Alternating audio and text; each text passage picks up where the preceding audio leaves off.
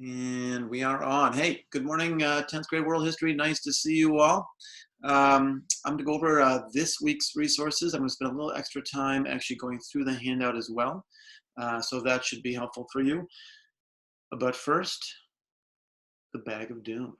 That's the trick I have right here, the magic trick. My daughter calls it the bag of doom. Not sure why. But what I have here is an empty bag. I don't know if you can see in there at all. Okay, I'm gonna put my hand in, it's empty. I'm gonna push it through from the other side. In fact, the bag has a zipper on the back. I'm gonna undo that zipper and put my hand right through the bag, and you'll see that it's empty. How does this thing actually work? Here we go. So, yeah, that is not correct. Bag of doom is, let's try to make this happen again here. Okay, my hand just got really huge. Okay, there you go, empty bag, right? So let's zip this up right there. And I'm going to take a couple handkerchiefs I've got here, put them into the bag. Some snickering going on behind me. Someone who thinks they can do this trick better than me.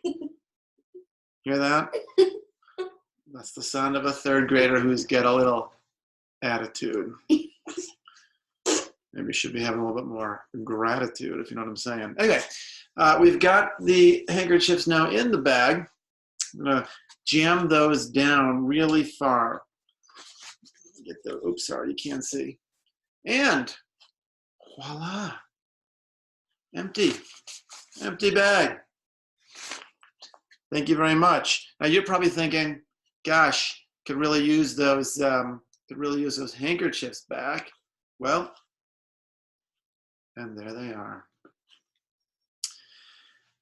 Yes, magic's all about illusion. And so is our theme this week on the Guatemalan coup.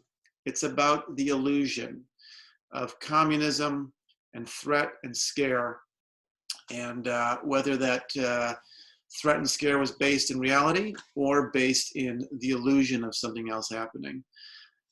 So let's go over what we're going to look at this week. I'm going to go to share screen here, and of course I'm really good with the Zoom finesse there.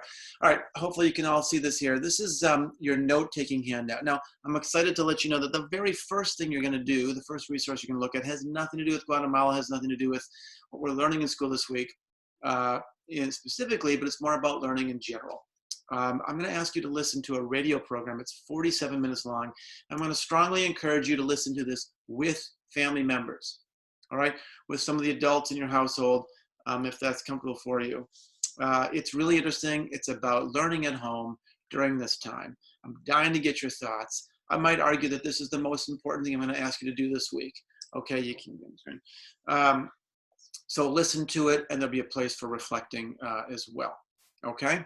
In fact, I'm going to ask you to add your thoughts on the Canvas discussion, which I'll be posting shortly. So if you scroll down here, you'll see part one here. Can I get, where do I get that annotation? I think I can get that. That's not it. Okay, there's somehow to get a, where do I get that drawing thing here, drawing, okay. I don't know if this is working.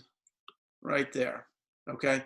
That's your first thing there. So you're gonna respond at least to one or two of these questions about what do you think the program, how did the program impact your view on schooling during this time, schooling in general, okay? So take a look at that. And I need to get out of this share mode. Okay, now how do I erase that? Oh boy, that's a problem. Erase, clear all drawings, done. All right, now going back to this theme of this week, at the very top, as I say here, I'm going to ask you to look at the Guatemalan coup or overthrow of the Guatemalan government in 1954 by the United States and its proxies in Guatemala. Guatemala was a democratically elected government in 1954. And it was a relatively popular government led by a guy named Jacobo Arbenz. So you're going to look at the overthrow of Arbenz in 1954. And ultimately, you're going to have to decide on one of three reasons for why this government was overthrown. Number one, the government was overthrown to contain Soviet communism. Soviet communism was a real presence in Guatemala, if you take this response, and it was really pushing back. Remember the Monroe Doctrine, which was all about the US and no one else will have a final say in what happens in Latin America.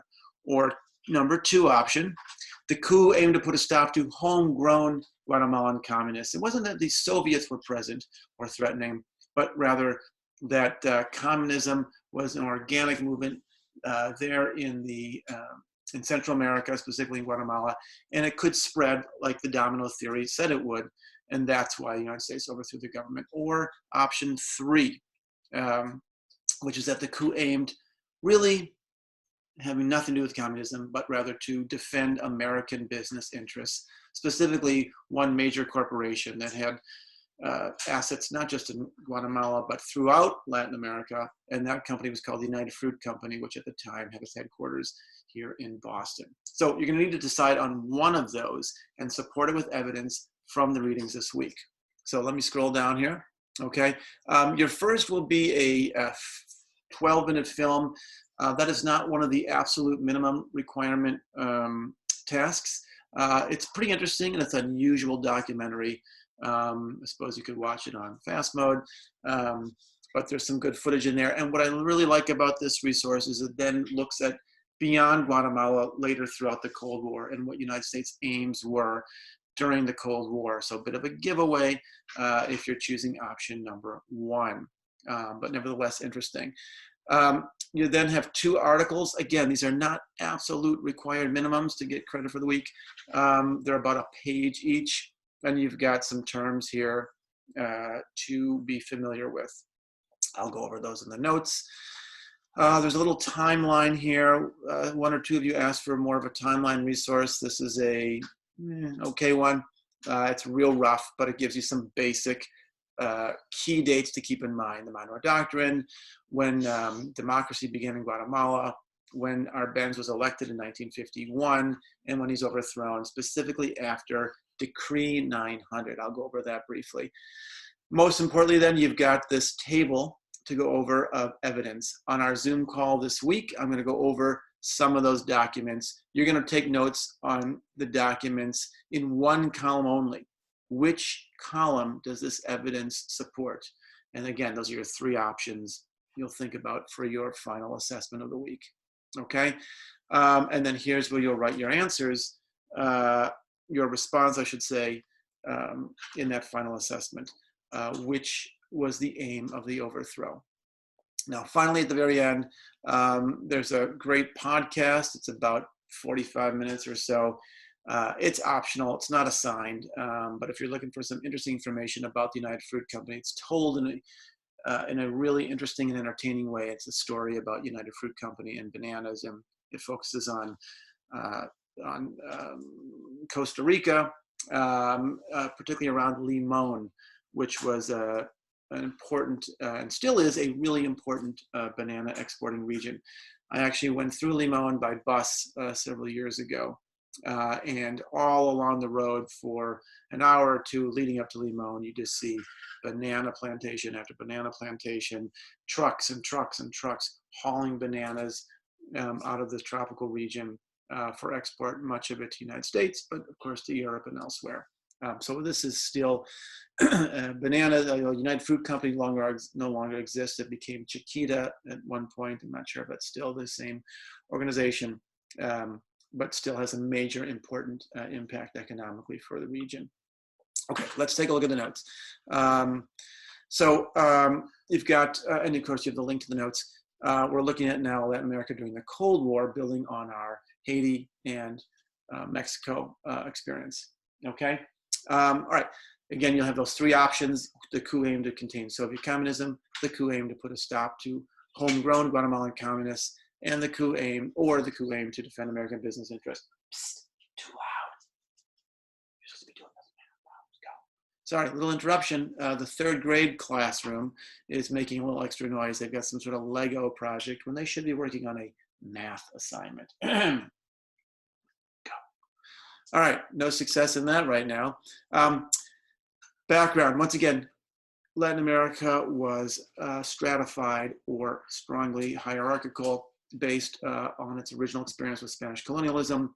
That hierarchy was based on land, race, social status, or land, labor, and race. Okay, revolutions subsequently tried to address that hierarchy, challenge that hierarchy. And Haiti, of course, that was to challenge French rule and the slave plantation system. When we looked at Mexico, the Mexican Revolution of 1910 to 20 or so, culminating in the great leader of Lázaro Cárdenas, tried to challenge the role of US corporations, increasingly playing a role in Latin America, and the inequality around the hacienda system, the land and labor and racial system of production, of agricultural production. All right, United States foreign policy grew in Latin America, beginning with the Monroe Doctrine, becomes much heavier by the end of the century. The United States takes over several territories from Spain in 1898, the Spanish-American War, including Cuba for a while, Puerto Rico, Guam, the Philippines, and most importantly, imperialism is being driven through one major corporation, the United Fruit Company, although privately owned, as we'll see, has strong connections to American government.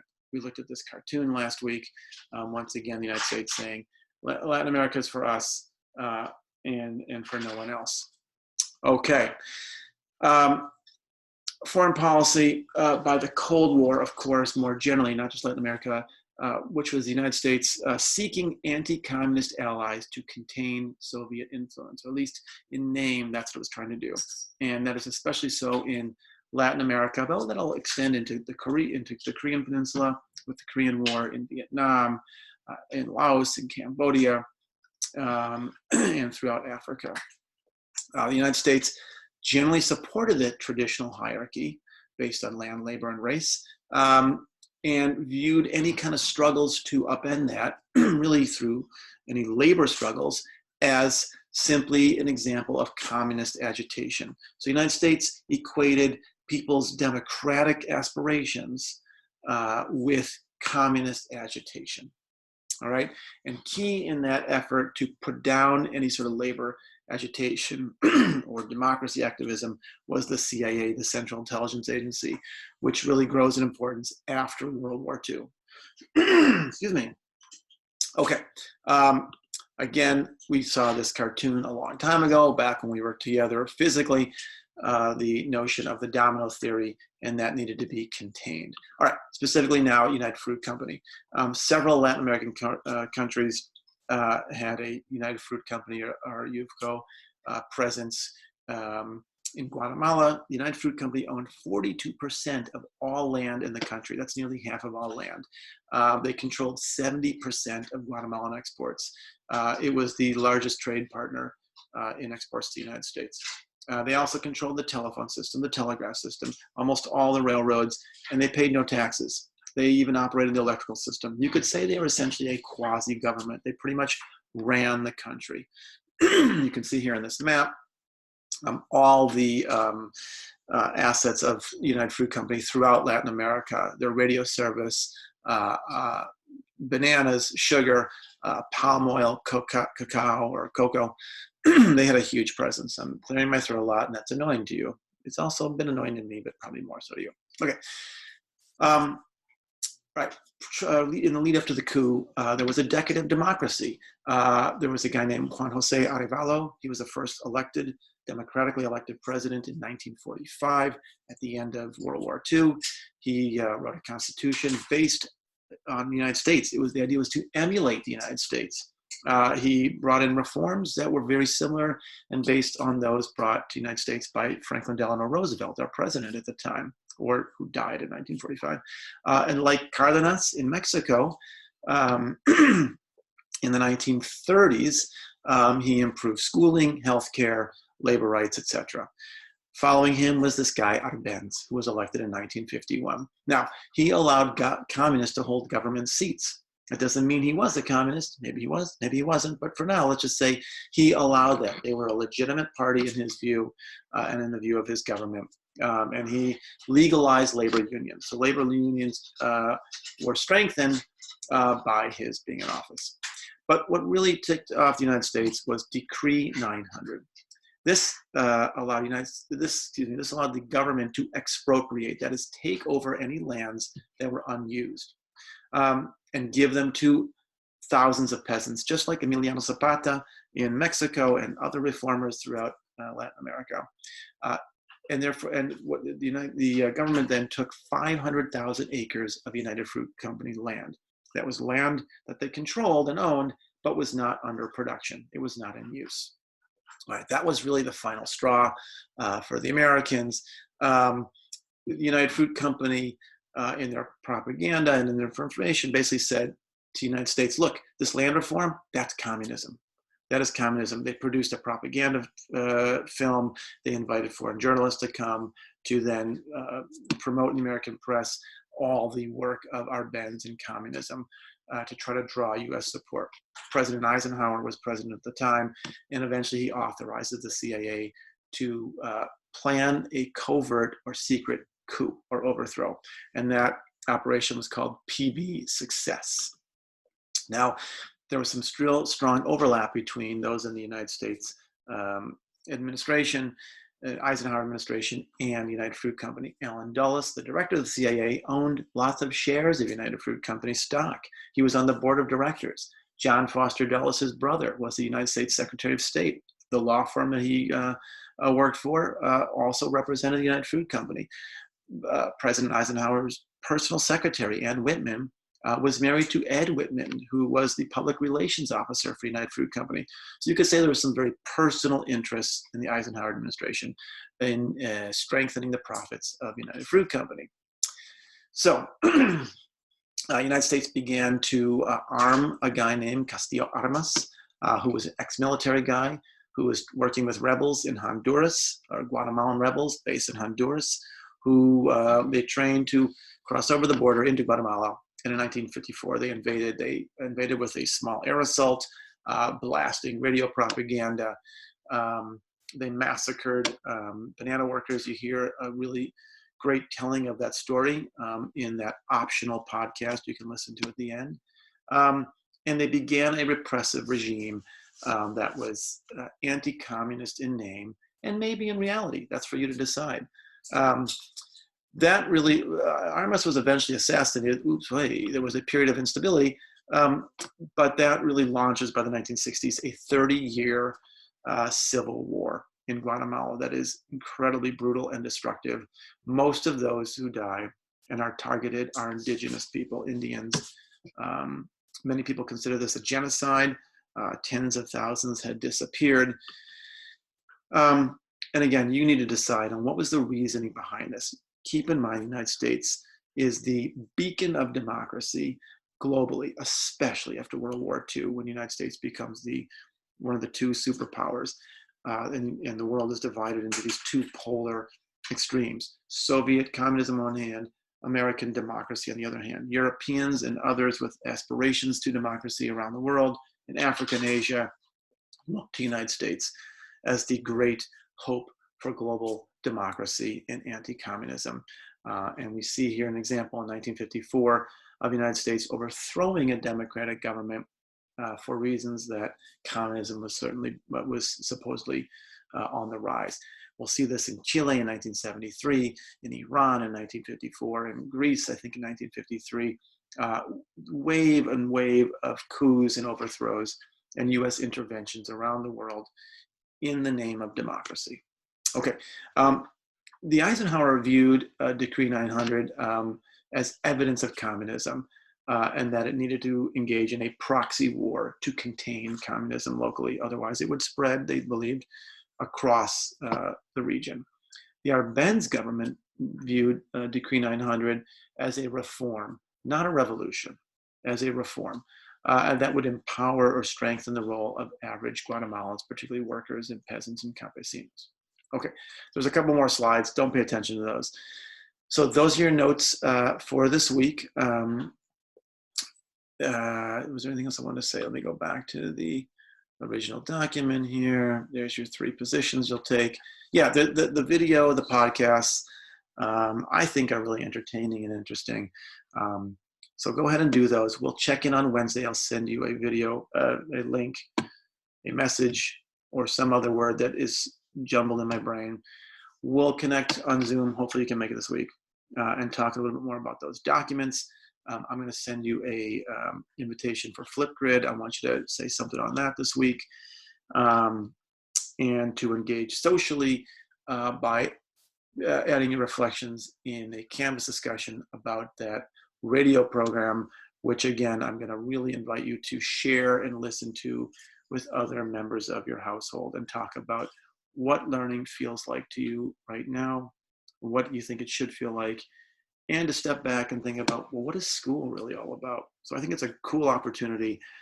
The work on Guatemala should be way less, certainly, than the Haiti work, and I think definitely less than even the Mexico work. So I'll see you hopefully on Zoom. Have a great week. Take care, folks. Adios.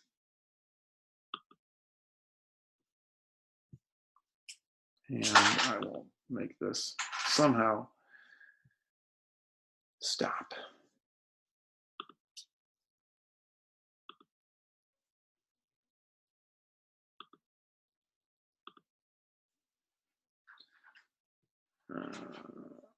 Why is this so hard?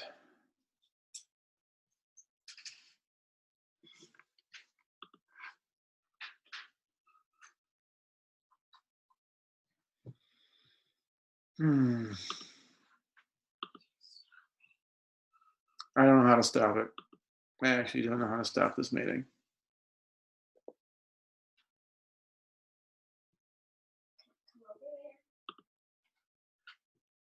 End meeting. Here we go.